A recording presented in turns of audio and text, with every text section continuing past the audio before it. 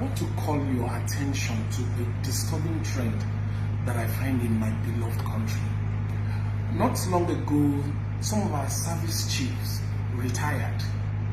But recently, the National Assembly have also confirmed some of them for further appointments. The same service chiefs who could not provide security, who retired to tell us that it will take us about 20 years for this country to fight or solve the security problem in the country. They've been confirmed for greater responsibility. All right, that is not my business. All right, let me also bring it to your attention that recently some clerics have been justifying why some bandits are doing what they are doing.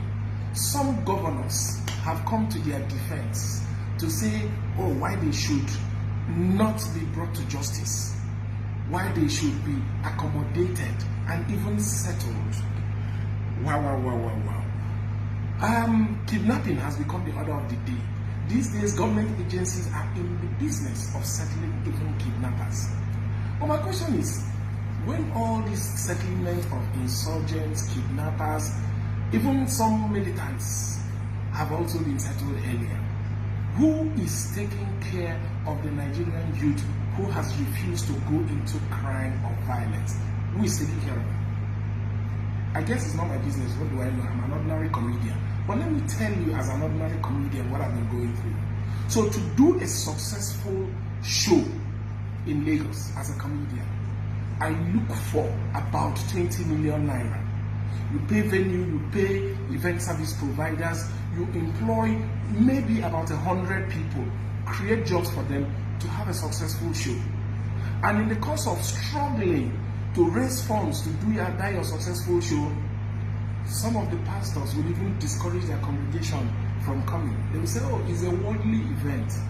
The governor will not be in attendance because, oh, he's very busy. Then the media will not give you free publicity until you pay.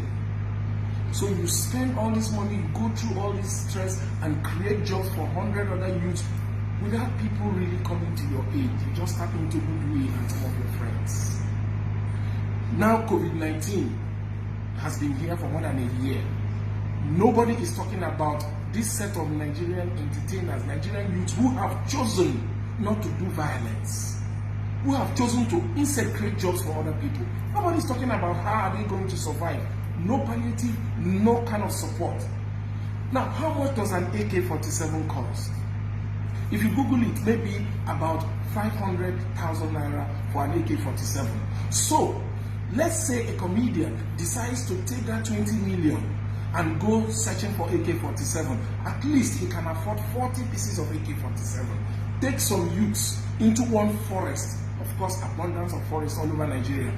Take 40 youths into the forest with AK-47 and begin to kidnap innocent people. Suddenly, the governor, who is very busy, can now shake your hands, snap picture with you, and defend why you should be settled by government because you have gone through a lot. Suddenly, government agencies will be rolling all over themselves over who to handle your ransom payment. Suddenly, the media will be giving you non-stop coverage. Suddenly, the pastors and their congregation will be praying for safety in the land. This is the country where we have found ourselves.